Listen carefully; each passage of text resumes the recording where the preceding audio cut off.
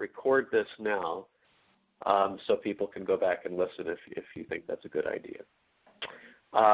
We'll talk about this at the end of the presentation, given where things are in Washington and otherwise. We will have a follow-up to this webinar in 90 days or so, and we'll talk about that later. Just a bit about us, who's speaking to you. We are GLDPartners. GLD stands for Global Logistics Development Partners. We do two things.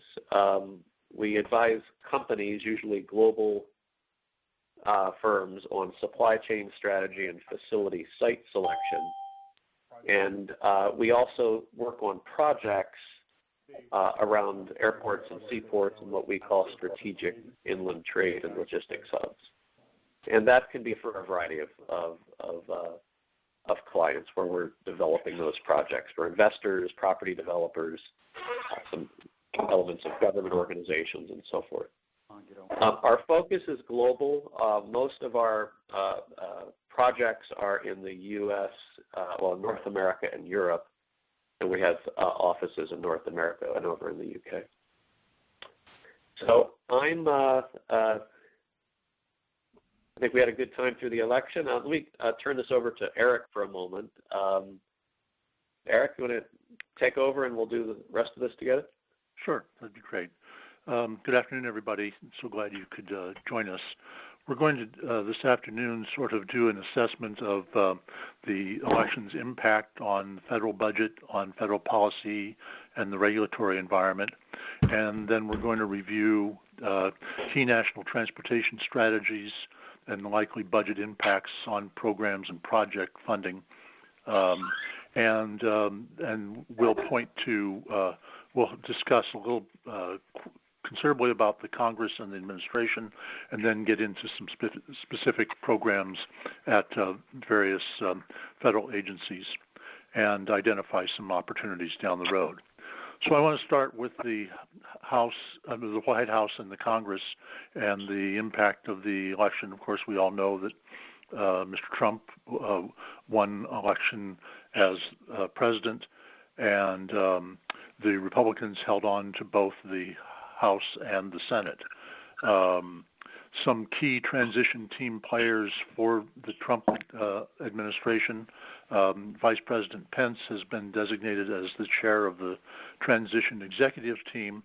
This is the body that's overseeing the transition effort for Mr. Trump. Governor Christie, former Speaker Newt Gingrich, former Mayor Rudy Giuliani, retired Air Force Lieutenant General Michael Flynn, and U.S. Senator Jeff Sessions, who is the chairman of the Senate Foreign Relations Committee, are the key vice chairmen. This afternoon it was announced that Ben Carson has withdrawn from the transition team. So the team is organized into subcommittees that each are responsible for one of the cabinet agencies, and we've been watching who the possible nominees for secretary of those various agencies will be. As you heard in the news last week, Reince Priebus was designated as the White House Chief of Staff. The candidates presently for possible selection to be Secretary of Transportation as of this morning include Jim Simpson, who was the former FTA administrator under President George W. Bush, Governor Rick Perry, Congressman Bill Schuster, who's presently the chair of the House T&I Committee, and Matt Rose, who's presently the chairman of BNSF Railroad, are possible candidates for Secretary of Transportation. Wilbur Ross, Dan D'Amico, and Governor Perry are considered possible candidates for the Secretary of Commerce, as are Mike Huckabee and Governor Christie. Secretary of Treasury is the candidate there presently is a fellow by the name of Steve Mnuchin, who's with Goldman Sachs. Secretary of Interior has a number of possible candidates, including Forrest Lucas, Robert Grandy, former Governor Sarah Palin, former Governor Jan Brewer, former Governor Mary Fallin, former Congressman Cynthia Loomis of Wyoming, and Harold Hamm. Candidates for Secretary of Agriculture include Texas Ag Secretary Sid Miller, Governor Sam Brownback of Kansas, Governor David Heineman of Nebraska, and several other candidates. The lead candidate for Secretary of Labor is Victoria Lipchin. She's a former EEOC commissioner and an assistant secretary for labor under the George W. Bush administration. Harold Hamm seems to be the leading candidate at the present time for Secretary of Energy, and Myron Ebel is the lead candidate to become the administrator of the Environmental Protection Agency. Policy-wise, for the upcoming Trump administration, some areas that we wanted to focus on include his policy on taxes. At the present time, his policy statement suggests lowering individual tax rates and corporate tax rates and taxing unpatriated profits from U.S. corporations. We'll get into that, but the point of that point is to fund his infrastructure initiative. On infrastructure, he's proposing a $1 trillion program that's basically funded from repatriated profits, as well as tax credits that are intended to encourage the private sector to offer their funding for infrastructure. The difficulty that the administration will face is the same difficulty that Congress and previous administrations have faced, and that is that while that $1 trillion is out there or could possibly be out there, that's simply financing. That's not funding. So the issue of revenue to support a $1 trillion investment is still to be addressed by both the incoming administration and by Congress.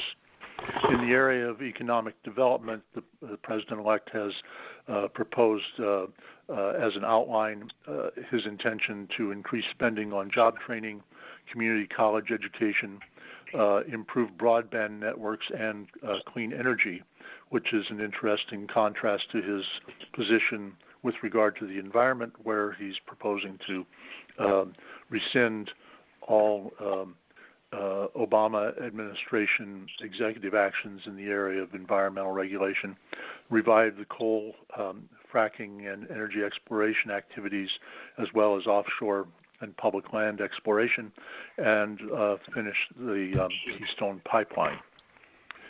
In the area of trade policy, the President-elect initially said he would withdraw from TPP. He's now saying he wants to renegotiate TPP. The same with regard to NAFTA, and both the Canadian Prime Minister and the President of Mexico have suggested that they are open to renegotiation and be happy to talk to the incoming administration. In the area of trade with China and China's impact on international trade, the President-elect has a rather aggressive policy ambition of encouraging the Secretary of Treasury to label China a currency manipulator, to instruct the U.S. Trade Representative to bring trade cases both in U.S. courts as well as at the World Trade Organization regarding China's trade practices, and to use his presidential powers to the best of his capabilities to remedy trade disputes with China if the perceived illegal activities don't end. And he's particularly concerned about the theft of American trade secrets by the Chinese. Turning to Congress, as I mentioned early on, both houses are now in the hands of the Republican Party. And while that might seem like that's going to make it easier for the administration, there are several areas of the incoming administration's policy statements that conflict with perspectives of both some of the traditional Republican members of each house, as well as with members of the Tea Party and the Freedom Caucus, especially in the House of Representatives. So Speaker Ryan and Majority Leader McConnell, while they will be deferential to the president, they also will exercise their prerogatives as they see fit. And the Democratic minority in both the House and the Senate will probably take the role of the loyal opposition, but they will have the opportunity to have themselves felt and heard, particularly in the Senate, where most legislative action is on the basis of 60 votes, and the Republicans only have 52 votes at the present time. So there's going to have to be some bipartisan cooperation in order to make that happen. So with that summary of what's happened as a result of the election last week, we can pause now for a moment and take any questions that you may have, and then we'll move on to discuss specific federal programs and project funding. So Eric, great job. We wanted to kind of set some framework for the wider circumstance and as things are evolving in Washington. First of all, no one knows exactly where where all this is going to go, but we want to sort of map this as we go along. And so we want to jump, as Eric said, into more specific transport and economic development issues, funding, programs. We wanted to have some of this discussion up front, most of which maybe you've seen and read, but from our perspective, things are starting to sort out, and it's getting slightly clearer. But any thoughts, any questions from you all?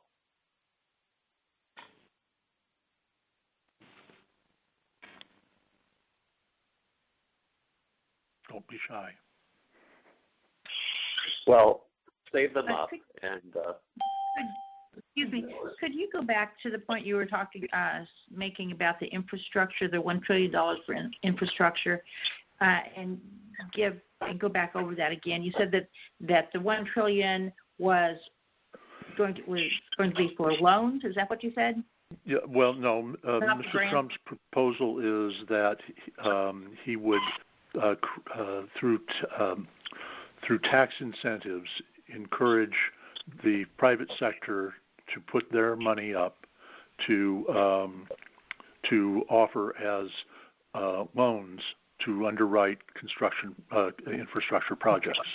So that $1 trillion is simply to finance new projects.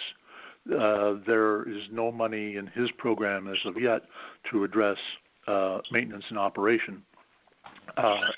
That presently is largely taken care of by the Highway Trust Fund, but as you all may recall, through the debate in Congress earlier last year, the Highway Trust Fund is running on empty, and people are trying to identify a politically acceptable alternative or addition to the Highway Trust Fund in order to improve the level of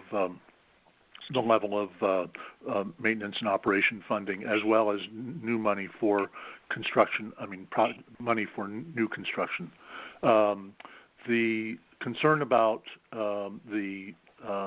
that's been expressed so far about the President-elect's proposal is that it's going to, in the first place, require tax reform, which, even though he'd like to get that done in the first 100 days, if you'll recall back in the Reagan administration, it took Bob Packwood and Jack Kemp and Senator Roth nearly 4 years to negotiate a tax reform program. So that's a long-term effort, and then to be able to generate enough revenue or enough funding through the tax incentives to be able to have a substantial impact on infrastructure development really is that's going to be a long-term issue, relying on corporations and other private sector interests to remodify their business plans, their tax strategies, et cetera, in order to put that kind of money on the table. Sure. Okay. So and he's also suggesting as a part of that that the bonds that would be issued as a part of that effort would not be tax exempt bonds. So the question then becomes the competitive position of tax exempt versus non-tax exempt bonds. Okay.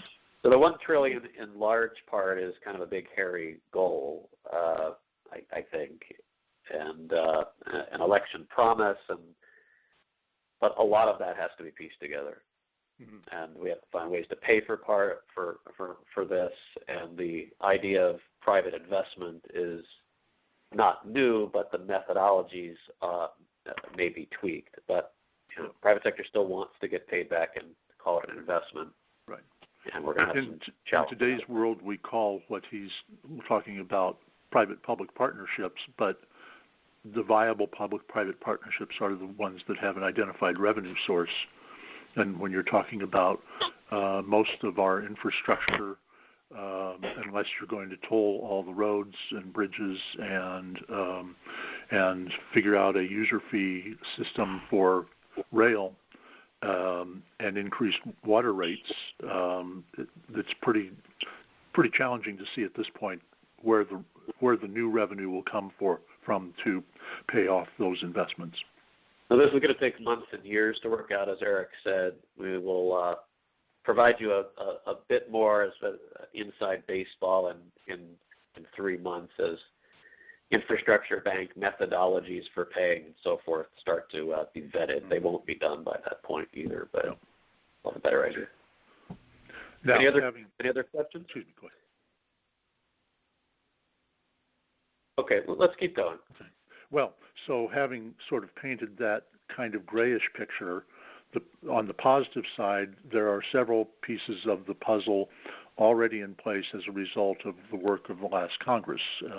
In December, the President signed into law the FAST Act, which is the Surface Transportation Reauthorization Bill that covers the Federal Highway Administration, the Federal Railroad Administration, the Federal Transit Administration, and some of the research programs at DOT. There was $22.5 billion authorized of the $305 billion in the bill for the Highway Trust Fund, and about 92% of that will be apportioned to the states according to the standard formula that's been in place now for several years. In addition, there are, under the Highway Administration's portion of the FAST Act, a couple of innovative grant programs. One is referred to euphemistically as the Fast Loan Program, and that's focused on freight and significant freight and highway projects. And the other is some funding for the development of a national freight program. Each state presently has a state freight plan that they previously submitted, and now they're being required to revise, and so there will be funding available to help support that effort. The FAST Act did not reauthorize the Tiger program, which many localities have been very excited about. But I understand from the Congressional Appropriations staff that the 2017 Surface Transport DOT appropriation will provide an authorization for Tiger, and that will be somewhere in about the $500 million range. So there'll be a new competition for Tiger sometime in 2017. The Fast Lane program has already had 2 rounds of competition, one for 2016 and one just recently announced for 2017. If any of you represent interests that might be curious about the Fast Lane program and or the possibility of competing for a Fast Lane grant, the website at DOT, FHWA, Fast Lane can provide you that information, and we stand ready to assist anybody who would like to pursue that track of a grant competition as well. The Federal Aviation Administration's Reauthorization Act was a short-term act. It expires in December of this year, so that's one of the issues that Congress will have to take up during the lame duck session. The limited reauthorization establishes a new level of funding for the airport improvement program, as well as streamlines the process for applying for passenger facilitation charge increases or decreases or modifications. And then additionally, the FAA's reauthorization requires a study to make recommendations on upgrading and restoring the nation's airport infrastructure. Another major. Eric, yes. So that last point is a critical point, right? This study and recommendations is something to watch. This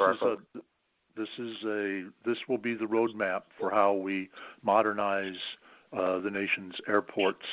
As you remember, both Republican and Democratic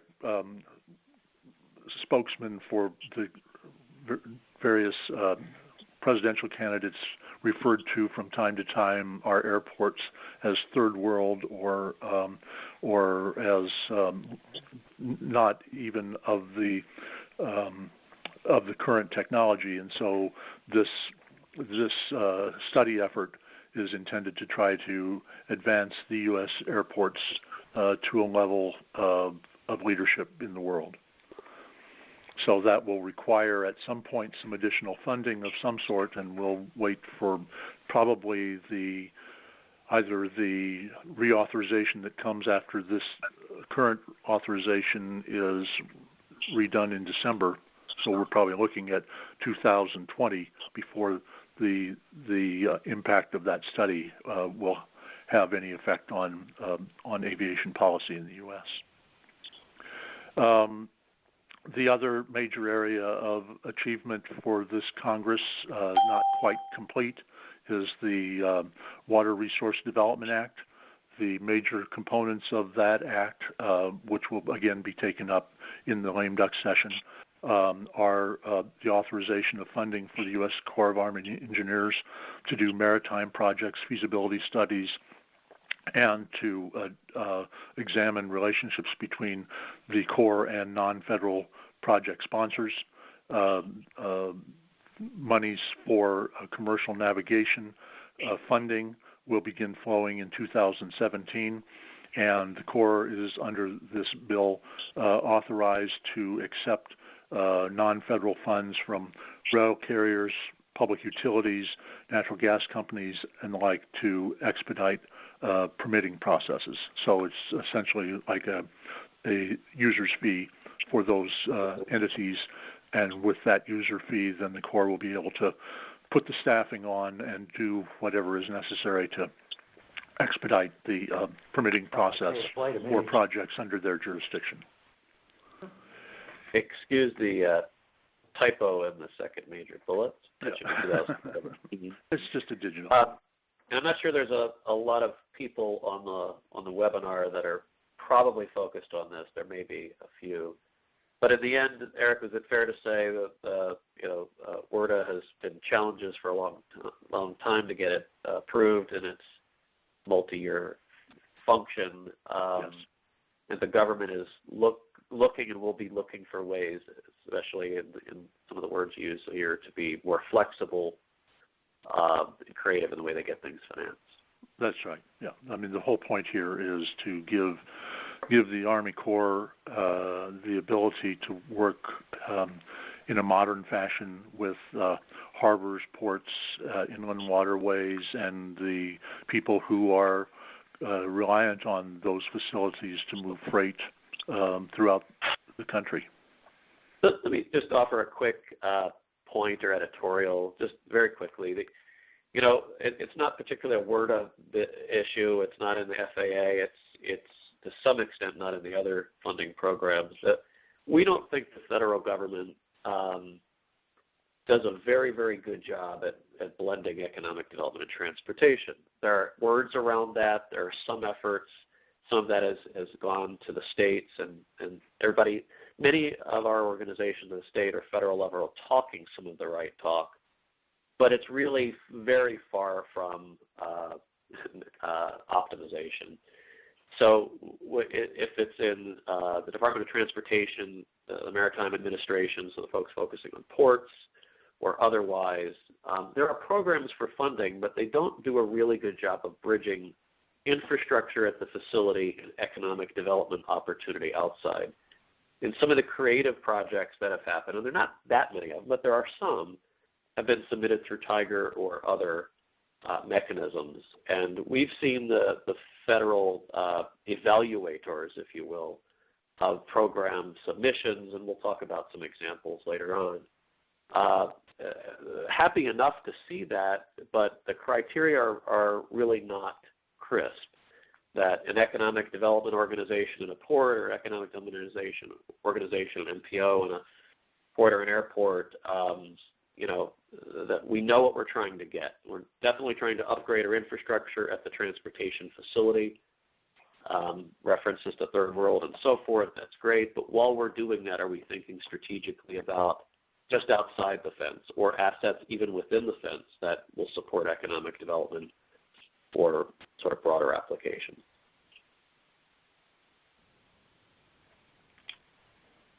Eric? Good.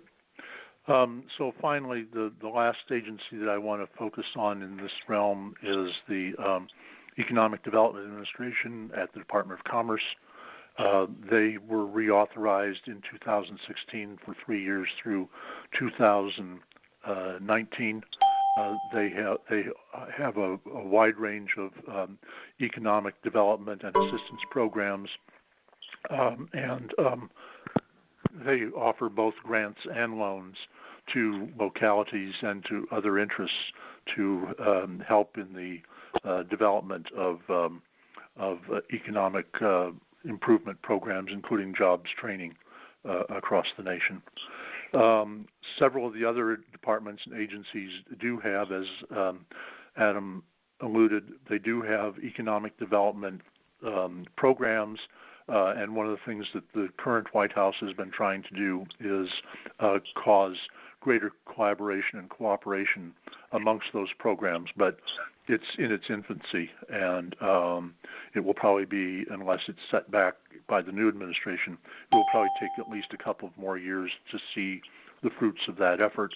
The Department of Transportation this summer just launched the Build America Bureau, which is an effort to try to be a one-stop shop to assist project sponsors in their efforts to access all the variety of loan and grant programs that may be available through the Department of Transportation, including GRIF loans for rail projects, TIFIA loans for transit and rail projects, as well as some of the more creative financing strategies, including P3s that previously were available only through the Federal Highway Administration. So that's where we are at this point in terms of those offerings. And of course, our hope through this webinar today was to make you aware of some examples of some of the projects that have been addressed by Tiger, by Fastlane, by the Economic Development Administration's programs, and as well as by the Power Program through the White House. And we can take some time now to address some of those if people are interested. Eric, you had finished. Did you go through this slide, or did you cover that? Yes. Multi-agency program? I know you mentioned Power. Right. I just want to make sure I'm on the right page. Yep. So looking forward as we think about projects, attractive projects, projects that sort of meet the standard but are unique and creative and accomplish the infrastructure improvement goal at a local level, but address wider strategic issues from a federal government perspective, but also start thinking, integrate this economic development proposition. But for this piece of infrastructure, these sorts of economic activities either would have a hard time happening, or the competitive nature of where your community sits would be more challenging. So when we think of projects, we think of a range of projects. We could subdivide these even further, but they may be projects that are directly related to a mode and a particular asset, a terminal, or the conduit infrastructure like the rail line that connects terminals. Assets at the facility or adjacent or connected to the facility. Intermodal projects, which the government likes and are increasingly important in different ways, projects where modes intersect. And that for a long time really was, a train stopping, for example, and offloading or unloading on some sort of container box. Well, the intermodal nature of things is evolving, and the creativity in which we connect to airports and seaports is now quite important in the logistics space for companies as they ship goods, and the federal government, I think, is trying to be part of that and to lead. The other thing that we see when we work on projects is property is somehow involved in almost everything. So there's a property aspect, whether it's the utilization of property or the development of property. And most of the funding streams from the government really don't want to fund property deals, but they do want to fund infrastructure. As it relates to property, and property begets economic development, but for this 300 acres without road and water and sewer and a connectivity to the rail line or the airport, we can't do our economic development. Property becomes part of the mix one way or the other. So those are the categories that we think of.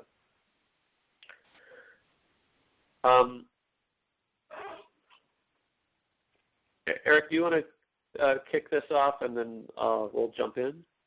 Yeah, I just to sort of give an overview, we've talked about the Fast Lane and the Tiger programs, but I just want to give you some impression here. Tiger came into existence in 2009, and since then it has provided nearly $4.6 billion to 381 projects in all 50 states, the district, and Puerto Rico, including 134 projects to support rural and tribal communities. And the interesting thing, as was the case with the American Recovery and Reinvestment Act of 2009, the number of grants or grant applications far exceeded the amount of money that was available. So it proved to be an incredibly competitive as well as very popular program. And the same is proving to be true with the Fast Lane program. As I mentioned, there was one tranche of money that was offered in 2016. They offered $800 million, and the program was vastly oversubscribed. The Fast Lane grants fund large projects equal to or lesser than $100 million, or a certain specific statutory percentage for a project's state fiscal apportionment in 2015. There is a minimum of for an award of $25 million. Minimum of $25 million. Smaller projects below the minimum and large project sizes are eligible for awards up to $5 million. Some examples of the Fast Lane project as shown on the slide. I'm just going to cover maybe 2 or 3 of these as opposed to all that are there, and the ones that are there are just a portion the number of projects that were actually funded through the Fast Lane program. But for example, in the case of the Florida project at the top of the list, that was a project that was actually done in conjunction with. Let me find it here.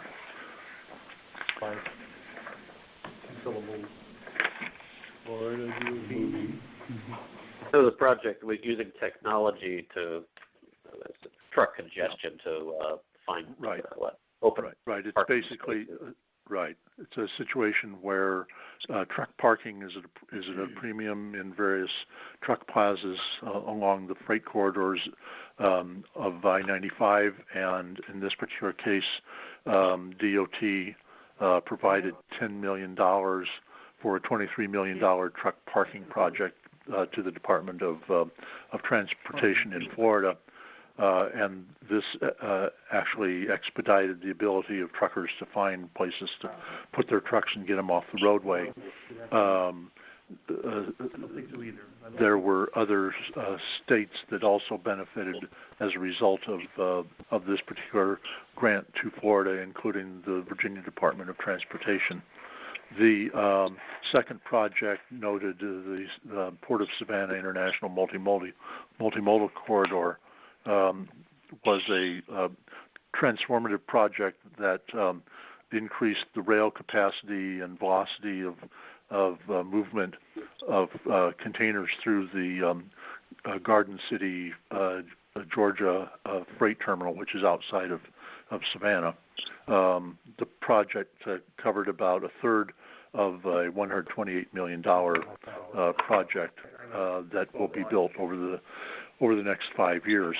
And then in Iowa, in Cedar Rapids, Iowa, the Fast Lane money was used to help develop a one-of-a-kind freight hub where a number of principally short-haul rails connect with mainline rails, and previously there was a very difficult bottleneck there that it's anticipated that this money will help address over a multi-year period. So those are some examples of the kinds of projects that are doable under the Fast Lane project funding. That's excellent, Eric. We looked through the list, and some projects are straight off highway projects to increase capacity, reduce congestion, etc. What we tried to do in this case is pull out some projects that may relate to kind of an MPO economic development sort of perspective. Just to underline again, there hasn't been enough economic development really prescribed into these projects, I think we would offer. There's been some. Certainly the Cedar Rapids project's a pretty good example, which was the logistics infrastructure for the transload, the intermodal center, et cetera, was meant to open up an opportunity for a business park, an industrial park, and here's why and how, and here's what we thought the market was. So we see more opportunity in that regard that would make the project more attractive in next rounds. Lois, I think you're on, right? I am on, yes, yeah. Well, to your point, Adam, I think that these EDA grants for infrastructure projects are examples of economic development projects that have the infusion of infrastructure into the project to make it work. And the three examples that we wanted to share today was in Brighton, Colorado. There was a major energy equipment manufacturer, and this is actually a regional project. This manufacturer was in 3 separate communities, Brighton being one of them. And the money from the EDA was given to Brighton to upgrade their roadways, their water and wastewater infrastructure in an older industrial park. And then the manufacturer could expand there. And between the 3 different small communities in this region, 1,300 jobs were created. So this is a great example of upgrading roadways and the other utilities and infrastructure to actually have a job creation activity. In Oregon, there's the Port of Hood, and they were given some road improvements to allow larger trucks to access the park into the port, and then also this would allow for greater freight mobility. Once again, this is just a small project. The amount of money I think was $500,000, but it just allowed the road improvements to allow the large trucks to get in, and it allowed more companies to locate near the port and do port-centric activity. And so at the same time, then they were able to create more jobs. And then in Missouri, there was an industrial park in Perryville, which this industrial park was sitting between two major highways. And the EDA grant was put to use in building a connector between these two major highways, so that there were facilities on both sides, on both the major highways, and with this connector added, companies could move back and forth between the two sides, the two highways, and it gave them greater access to both shipping and receiving facilities. And once again, it was a smaller project, but it allowed this industrial park to expand and to create more jobs for the community. So we're going to do Mercer, and we'll need to move on pretty quickly. Eric, were you going to talk about Mercer? No, I wasn't. But if you, oh, okay.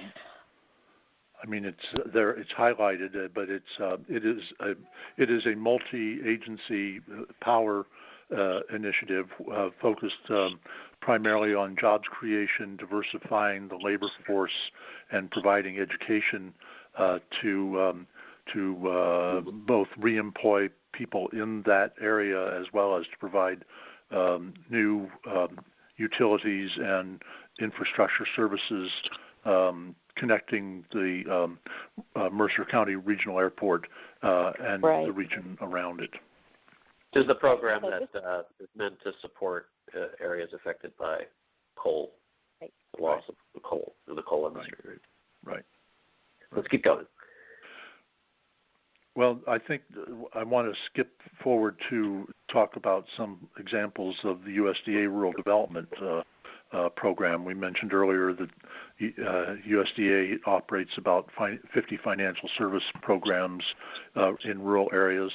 They have quite a sizable loan portfolio, and that they offer loans, grants, and loan guarantees to support economic development for water, electricity, and communications infrastructure.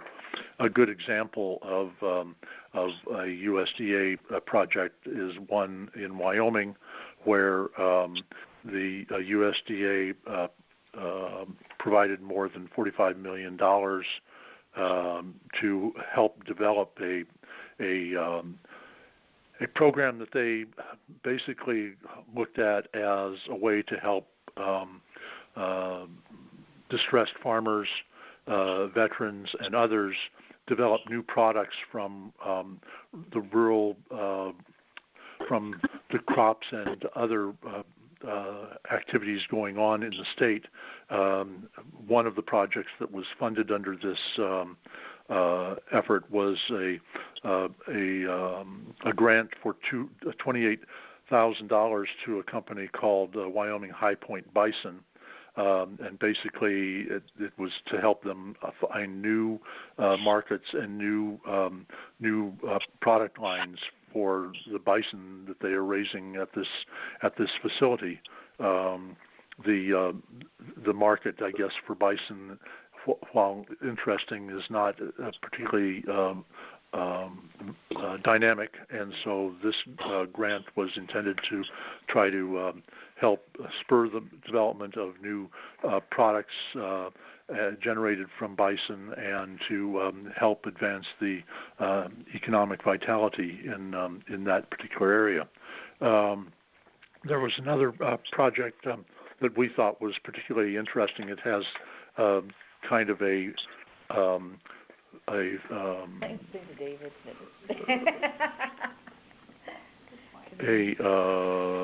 a similar kind of situation, but it was really intended to help address the food desert that may exist in several parts of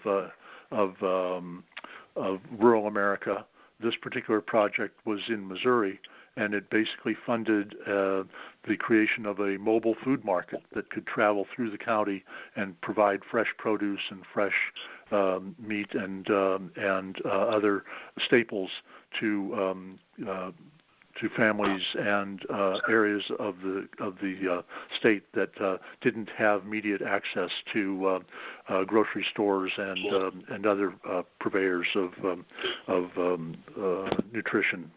So that particular project was a $35,000 grant to the Lincoln County Department of Health in Troy, Missouri. Okay, good job, Eric. So you get a sense from all of this about the panoply of opportunities that exist out there, and the real challenge here is to try to identify which resource works best for the project that you have in mind, or what resources could help make the project complete, and then to be able to pursue a collaborative strategy that helps bring all of that together to help you achieve whatever your objective may be. When we're working with companies, we see an increasing requirement, or at least an interest, sometimes a requirement, for companies to be located in places that are really quite adjacent or with some sort of very direct connection to a transport center. And what we mean by that is, depending on the nature of the company and their cargo, this is usually about cargo. Passenger connectivity is important, but we're talking about cargo first because they're making or moving something, at least the companies that I'm referring to. So this idea of connected to an airport, connected to a seaport, connected to an intermodal center that's inland somewhere, used to be desirable or preferable. In some cases, it's grown past that. So if you're an economic development organization and you know your sweet spot, or you want to refine that sweet spot, that part that is logistics enabled, that logistics competitive advantage, that logistics requirement we think is important, growing in importance, and I think we'd love to see elements, strong business case elements for those issues in the next round of Tiger and Fast. We're going to finish up with some slides on kind of next steps or process to think about interacting with the government and business planning and so forth. But just talked a little bit about a lot of programs and numbers. Anybody have any questions? Yeah, Adam, this is Will Kaiser.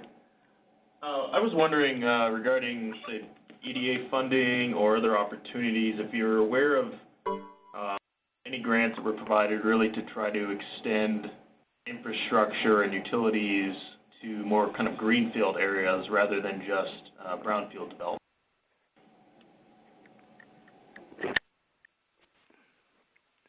Eric, you want to take a swipe at that? Yeah, I would have to admit that I am not aware at the present time, but I have not actually examined extensively the inventory of previous EDA grants that might be applicable in this area. It would be an opportunity to sit down with the EDA representatives either here in Washington or in the regional office nearest you and explore that issue with them. We had the EDA come to us from one of the districts and say, look, this is under the current administration, right? So it was, right. This is all going to evolve. The EDA itself may evolve one direction or the other. But and say that the EDA, who had previously not been directly involved in what they would call international trade, were interested in that. And they were interested in looking for opportunities. In this conversation, it was around seaports. It was around inland seaports because the districts had some discretion in terms of where they put emphasis. I would say that's there are opportunities there, and it's going to change. I think we need to keep our eye on the change over the next 3 to 6 months. The other thing is these discretionary grant programs that really started under ARA, under Eric. What is what am I trying to say? American Reinvestment. Well, yeah. Under Obama's rescue. Why am I missing the word? Tiger was created, and now FAST exists, and Tiger's coming back. These programs are designed to be very flexible. There's a little bit of politics in it, and there's a little bit of substantive reality, and we keep an eye on who's making the decisions in Washington. There's some politics that's gotten infused into it, and otherwise it's bureaucrats making their best decisions. Again, we would like to see them put economic development front and center, and it's sort of along the side, I think, is the Eric and Lois, the best way I think we would describe it. Yeah. Largely not led by economic development or business interest, led by a transport department that needs the road project done, or a port that needs a new infrastructure. And airports, Eric, it's fair to say, are sort of have been left out of that conversation in large part. Is that a reasonable statement? That's fair. Yeah, they've sort of had to go on their own and rely on local interests to help promote their objectives. So, Will, I think some of these discretionaries have applied one way or the other to greenfields projects, and we can probably see some more of that in the future, I guess. Okay. Thank you. So, any other questions? This is John Terrell at DFW Airport, and was checking. We get regular grants for aviation-related projects that are, lighting, runways, etc. We have a huge commercial development program, and we have never even attempted to pursue grants to help us accomplish some economic development and certainly in a logistics positive impact type grants. And is there anyone who understands these grants well enough, or a group that is, from a consulting standpoint, could come out and look at our projects and identify grant opportunities that we might have at the airport for some of those non-traditional aviation grant type funding? Yeah. Well, John, we'll point you in the right direction, because we're working with a lot of firms, working with investors and a series of a whole range of consultant types. I think I would offer this, that most of the firms we touch put together the applications, but it's not about the application, it's about the business plan. Right. And so it's sort of digging into how it benefits the airport, but why the economic development case is something that would distinguish your project and kind of get you the grant, as opposed to just a good proposition with everybody else. We'll talk to you some more about that. Honestly, Will Kaiser is on the phone from Anchorage, and Anchorage is attempting some great big things. We're working with them up there about sort of creating an Asia-U.S. hub, and you have a lot of ambitions around your sizable infrastructure and connectivity as well. Right. We would love to see. We think what you're trying to do and what you've accomplished and what Anchorage is doing is kind of unique in the country. We don't see a lot of airports really focus on economic development. A few are now starting to talk about it. What do you guys see? Does that resonate with you?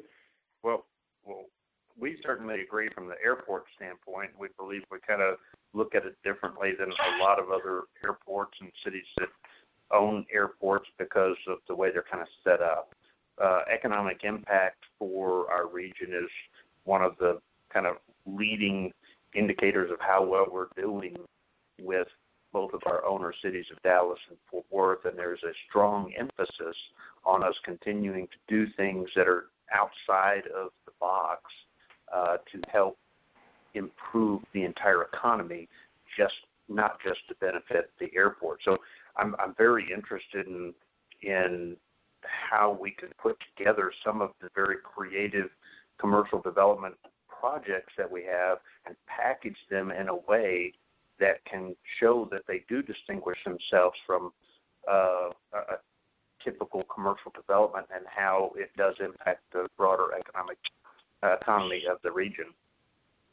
I think you should franchise your, bottle up your creative juices, John, and take it to some other places as well. We'll talk to you about some of that offline. Challenge about that, chat about that. The reality is we have a number of major seaports in this country, and we have a larger number of smaller seaports.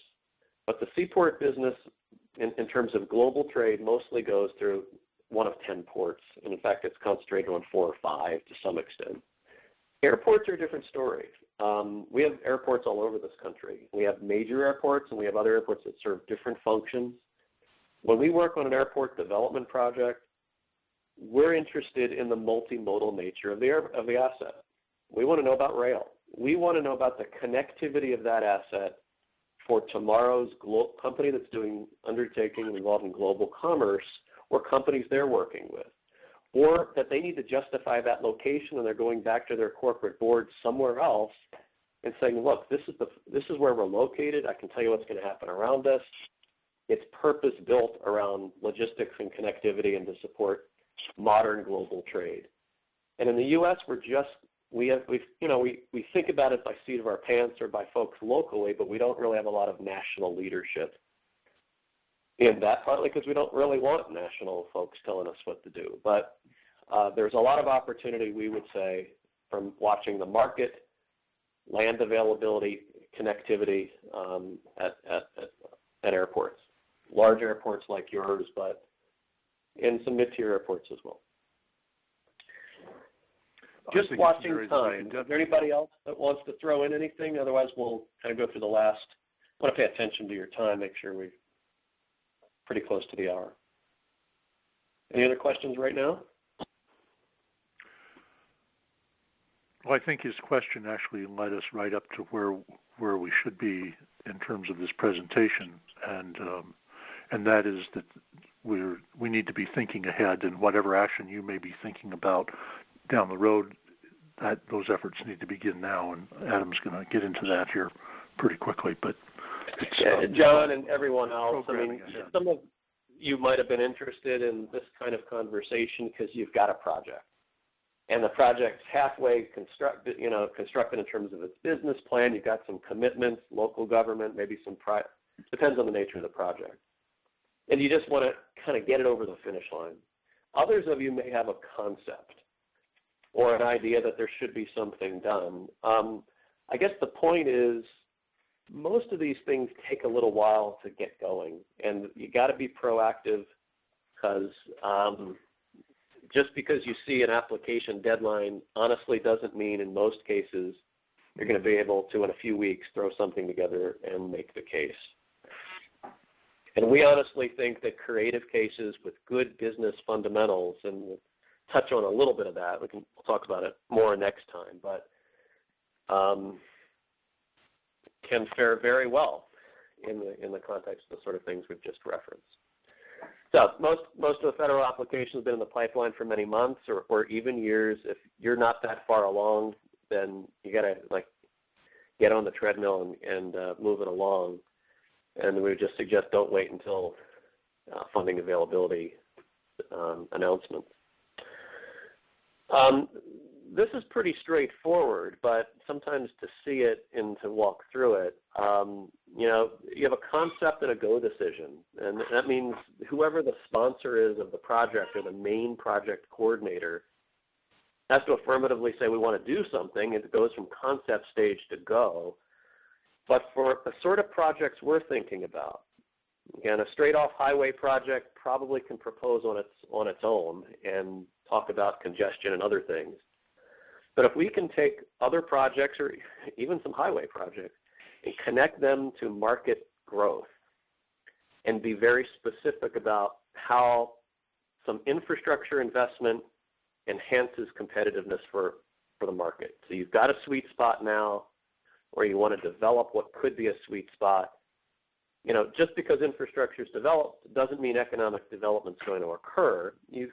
You have to be vulnerable to that market. You have to be competitive for that market anyway, and the infrastructure then helps it. So I know that's sort of commonsensical, but we start everything with what's going on in that sector, what's going on in that industry vertical, and matching that up in the same way a site selection operation happens, the other half of what our company does, to how well your asset, your region really fares. So what is your competitiveness quotient for this industry, in this industry vertical? Then we can start matching up the infrastructure and why very specifically it enhances the competitiveness. Then comes the project feasibility, which is drawings and estimates of construction value and so forth. But that translates to financials. We're going to have an income side or an upside, and we're going to have a cost side. And then separately, there's an operational side. And to the extent you can nail that when you hit federal government, you're going to do pretty well. And if you nail it hard with a project that hits, Eric, national freight objectives and local economic development objectives and a good, solid business proposition with private investment, we'll add, although it's many times not a requirement, it sort of is, because that's going to put it over the line if it's got major commitments from private partners. So skin in the game, government's not going to fund 100% of anything.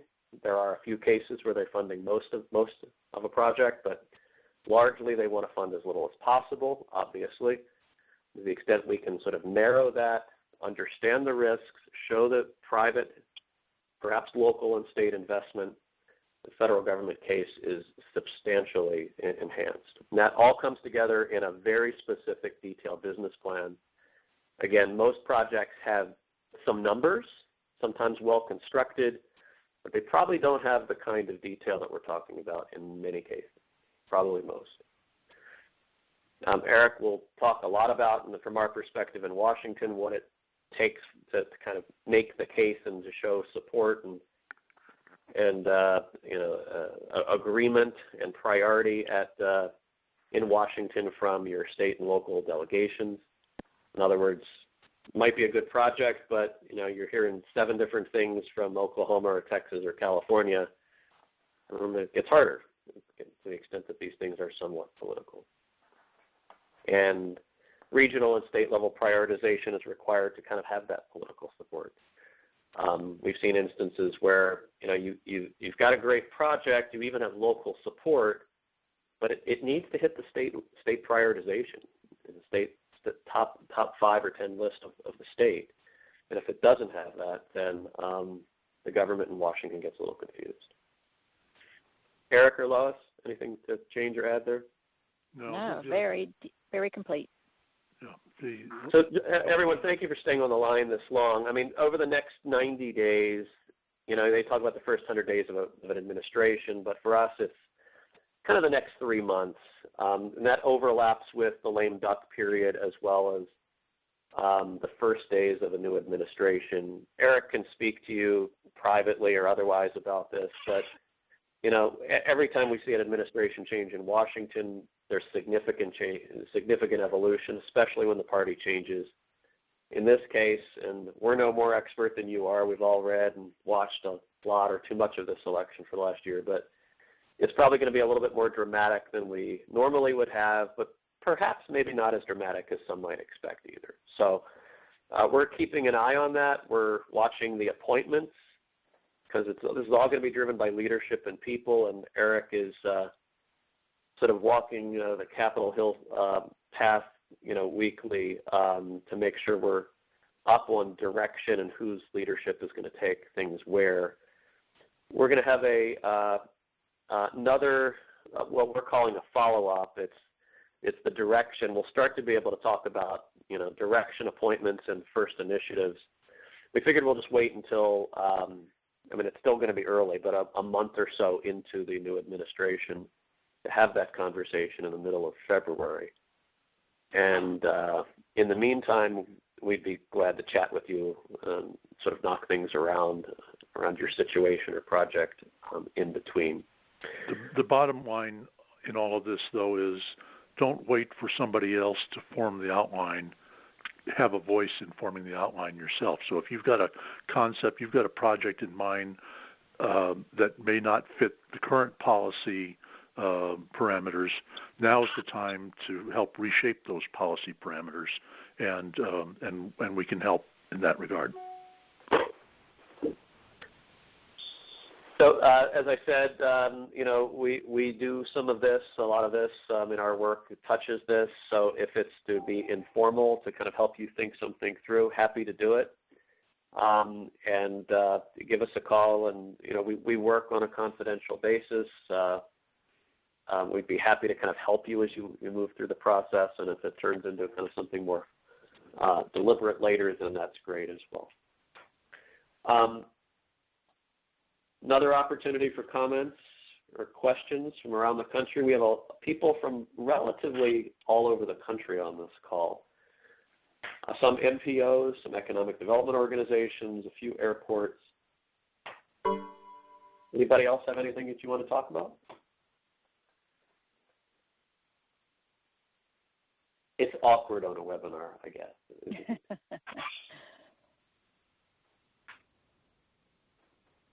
Is there anything that we missed that you'd like to chat about?